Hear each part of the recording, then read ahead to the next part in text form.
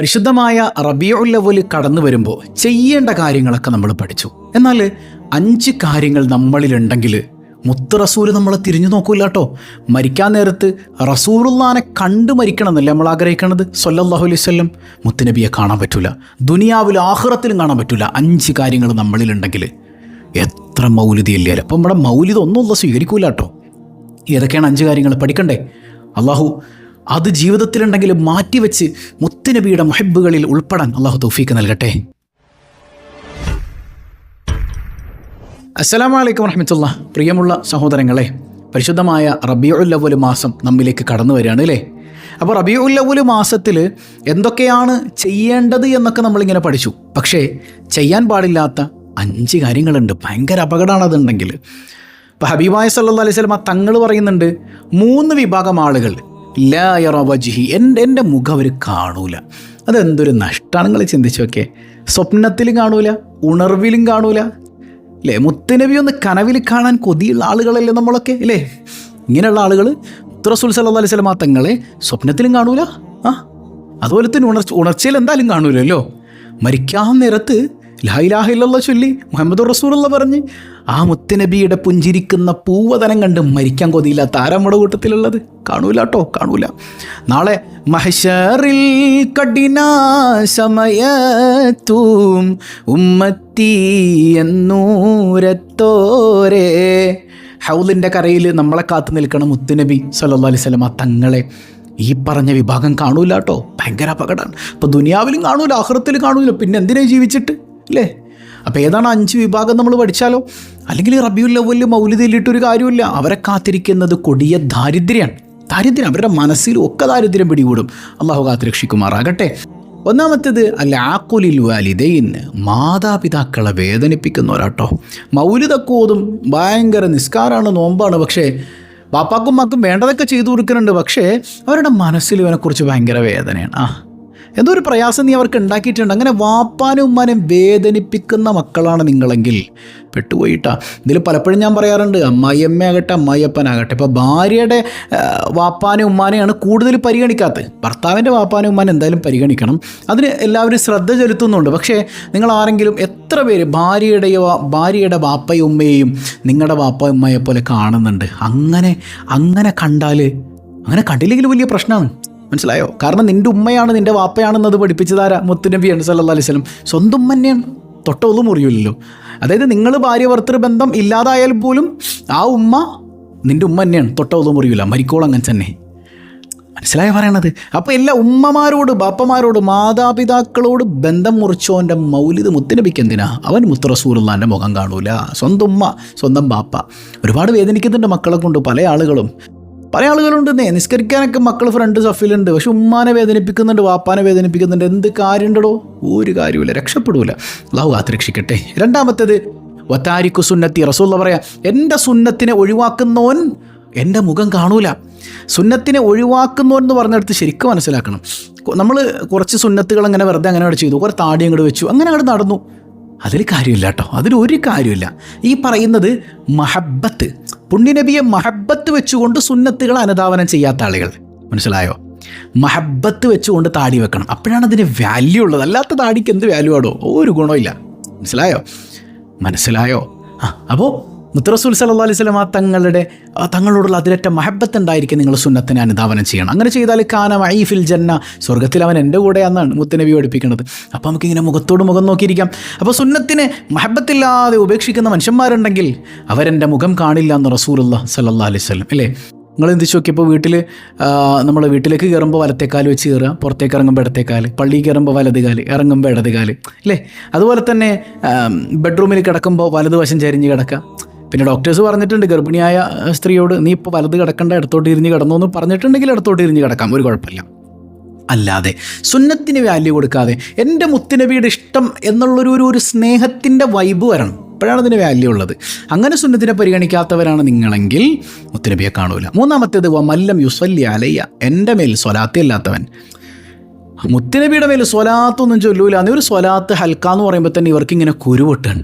ലാ യറ വജ്ഹി, അവരെൻ്റെ മുഖം കാണൂല സ്വഹാബ, എൻ്റെ മുഖം കാണൂല. ഒരിക്കലും ജിബ്രീൽ അലൈഹി സ്വലാത്തു വസ്സലാം ആമീൻ പറഞ്ഞ സംഭവം നിങ്ങൾ ഓർക്കണില്ലേ? അതെന്താ പറഞ്ഞത്? റസൂലുള്ളാൻ്റെ മേൽ റസൂലുള്ളാൻ്റെ പേര് പറയുമ്പോൾ സ്വലാത്ത് ചൊല്ലാത്തവനെ അബഅദഹുല്ലാ, അള്ളാഹുവിൽ നിന്ന് അവൻ വിദൂരത്താകട്ടെ, അവൻ നശിച്ചു പോട്ടെ എന്നാണ് ധാരക്കണം. ആര്? ജിബ്രീൽ അലൈഹിസ്സലാം.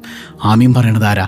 ലോകത്തിൻ്റെ നേതാവ് സയ്യിദുനാ റസൂലുള്ളാഹി സ്വല്ലല്ലാഹു അലൈഹി വസല്ലം. അപ്പം എത്ര ഡേഞ്ചറാണ്! അള്ളാഹ്ക്ക് അതാണ് വിഷയം. മുത്തുനബിയെ പ്രയാസപ്പെടുത്തുന്ന ഒരു സംഗതിയും പടച്ചോന് ഇഷ്ടമല്ല. അവന് മുത്തുനബിയെ കാണാൻ പറ്റൂല. അപ്പോൾ ധാരാളം സ്വലാത്ത് നമ്മൾ ചൊല്ലാം കേട്ടോ, ധാരാളം സ്വലാത്തുകൾ, പ്രത്യേകിച്ച് റബീഉൽ അവ്വലിൽ കൂടുതൽ സ്വലാത്തുകൾ ഇങ്ങനെ ഭംഗിയായി ചൊല്ലാൻ കഴിയണം. അപ്പോൾ സ്വലാത്ത് ചൊല്ലാത്ത ആളുകളിലേക്ക് മുത്ത് റസൂലിൻ്റെ നോട്ടം ഉണ്ടാവില്ല. ഇനി നാലാമത്തത് മറ്റൊരു ഭാഗമാണ്, അത് മദ്ഹ് ചൊല്ലാത്തവരാണ്. ഇല്ല, അത് സ്വലാത്തിൻ്റെ ഒരു ഭാഗം തന്നെയാണ്. ഇപ്പോൾ സ്വഹാബത്ത് റളിയല്ലാഹു അൻഹും അവരുടെ ജീവിതം തന്നെ എല്ലാ ദിവസവും നബിദിനാണ്. കാരണം മുമ്പിൽ മുത്തുനബി ഉണ്ടല്ലോ സല്ലല്ലാഹു അലൈഹി വസല്ലം. അവർ നമ്മുടെ വീട്ടിൽ ഡെയിലി ഇങ്ങനെ മൗലിദ് ഉണ്ടാകണം, സ്വലാത്ത് മദ്ഹുകൾ ഇങ്ങനെ പാടണം, മുത്തുനബിയെക്കുറിച്ച് ഇങ്ങനെ പാടണം, ഇല്ലേ? അതിൽ വല്ലാത്ത മഹബത്ത് ഇങ്ങനെ നിറഞ്ഞു നിന്നുകൊണ്ട് പാടും. എന്ത് രസമാണത്! ആ മദ്ഹുള്ള വീട്ടിൽ ദാരിദ്ര്യം ഉണ്ടാവൂലടോ. ആ വീട്ടിൽ പിന്നെ ദാരിദ്ര്യം വരൂല. പ്രണയിച്ചുകൊണ്ട് മുത്തുനബിയോടുള്ള പ്രണയമുള്ള വീടാണെങ്കിൽ വെറുതെ എങ്ങനെയാണ് കുറേ ചൊല്ലുന്നതിലല്ല, കുറച്ച് ഇപ്പോൾ കുട്ടികൾക്കൊക്കെ എക്സാം ടൈമാണ്, ശരി ആയിക്കോട്ടെ, ഒരു 10 മിനിറ്റ് മുത്തുനബിയുടെ മൗലിദ് ചൊല്ലിയിട്ടുള്ള പഠനമൊക്കെ മതി. ഒരു 10 മിനിറ്റ് വീട്ടിൽ എല്ലാവരും കൂടി ഇരുന്നിട്ട് പ്രത്യേകിച്ച് മുത്ത് റസൂലിൻ്റെ മദ്ഹ് ചൊല്ല, വീട്ടിലേക്ക് സമാധാനവും സന്തോഷമൊക്കെ വരും. നമ്മുടെ മക്കളത് പഠിക്കും, അവരുടെ കൽബിൽ മുത്തുനബി പതിയും. അള്ളാഹു തൗഫീഖ് നൽകട്ടെ. അഞ്ചാമത്തേത് വളരെ പ്രധാനപ്പെട്ട വിഷയമാണ്. നമ്മുടെ കൂട്ടുകാർ, അയൽവാസികൾ, കുടുംബക്കാർ, ഇവരോടൊക്കെ നമ്മൾ പിണങ്ങി നിൽക്കുന്നുണ്ടെങ്കിൽ നിങ്ങൾ എന്ത് ചൊല്ലിയിട്ടും കാര്യമില്ല. റസൂലുള്ളാഹി സ്വല്ലല്ലാഹു അലൈഹി വസല്ലം തങ്ങൾ നിങ്ങളുടെ മുഖത്തേക്ക് നോക്കൂല. കാരണം എന്താ? നബി തങ്ങൾ പറഞ്ഞെന്താ? കുടുംബബന്ധം മുറിച്ചവനുണ്ടെങ്കിൽ സദസ്സിൽ നിന്ന് എണീറ്റ് പോകണം, ദുആ പോലും സ്വീകരിക്കൂല എന്നാണ്. ഏത്? മുത്തുനബിയെ ദ്വാരക്കണം. എന്നിട്ടാ പറയണേ ദുആ പോലും സ്വീകരിക്കൂല. അപ്പം എത്ര ഡേഞ്ചറാണത് ചിന്തിച്ചു നോക്ക്. അപ്പോൾ നിങ്ങൾ ഈ പരിശുദ്ധമായ റബീഉൽ അവ്വൽ വരുമ്പോൾ എൻ്റെ മുത്തിൻ്റെ ഇഷ്ടം, എൻ്റെ ഹബീബിൻ്റെ ഇഷ്ടം അതാണ്. നമ്മൾ പിണങ്ങി നിൽക്കുന്ന ആൾക്കാർ, ദീനിന് വേണ്ടി പിണങ്ങിയവരുണ്ട്, അവരെക്കുറിച്ചല്ല കേട്ടോ. ഈ ദുനിയാവിൻ്റെ കൊച്ചു വിഷയങ്ങളൊക്കെ പറഞ്ഞ് പിണങ്ങിയ ആളുകളാണ് നമ്മൾ. അയൽപക്ക ബന്ധം ക്ലിയറാക്കുക. അവരും മിണ്ടാതിരിക്കുക ചെയ്യട്ടെ, നമ്മളത് നോക്കണ്ട. നമ്മൾ മിണ്ടുക, കുടുംബക്കാരോട് മിണ്ടുക, കൂട്ടുകാരോട് മിണ്ടുക. ഈ 5 കാര്യങ്ങൾ കൃത്യമാക്കണം കേട്ടോ. ഇതില്ലാതെ പോയാൽ റബീഉൽ അവ്വൽ കിട്ടൂല, കുടുംബത്തിൽ ഭയങ്കര ദാരിദ്ര്യമായിരിക്കും, മുത്തുനബി തിരിഞ്ഞു നോക്കൂല, അള്ളാൻ്റെ റഹ്മത്ത് ഉണ്ടാവില്ല. ഇതിലപ്പുറം നമുക്കെന്താ? ഇതിലും വലുതിഞ്ഞ് എന്താ വരാനുള്ളത്, ഇല്ലേ? അള്ളാഹു കാത്ത് രക്ഷിക്കട്ടെ. റബീഉൽ അവ്വൽ വളരെ ശ്രദ്ധിച്ച് കൈകാര്യം ചെയ്യുക. അള്ളാഹു അവൻ്റെ യഥാർത്ഥ മുത്തഖീങ്ങളിൽ, മുത്തുനബിയുടെ മാദിഹ്യങ്ങളിൽ നമ്മെ ഉൾപ്പെടുത്തി അനുഗ്രഹിക്കുമാറാകട്ടെ. വസ്സലാമു അലൈക്കും വറഹ്മത്തുള്ളാഹി വബറകാതുഹു. ഈ ഇർച്ചകബത്ത് എന്ന് പറയുന്ന വരിയൊക്കെ അള്ളാഹുവിൻ്റെ ഹബീബ് സയ്യിദുനാ റസൂലുള്ളാഹി സ്വല്ലല്ലാഹു അലൈഹി വസല്ലം തങ്ങളെ പ്രണയിക്കുന്ന ഒരാൾക്കല്ലാതെ ചൊല്ലാൻ പറ്റില്ല എന്നാണ്. അത് മുത്തുനബിയോട് അടങ്ങാത്ത മഹബത്തുള്ള ഒരാളുടെ വായിൽ നിന്ന് ഇർത്തകബത്ത് വരുള്ളൂ. എന്താ അതിന്റെ അർത്ഥം?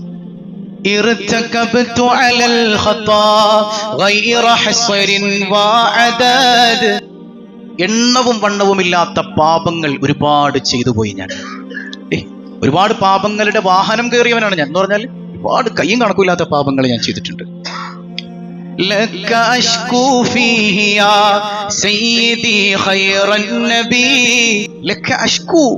നബിയെ, ഞാൻ അങ്ങയോട് സങ്കടം പറയാണ് യാ റസൂലല്ലാഹ്.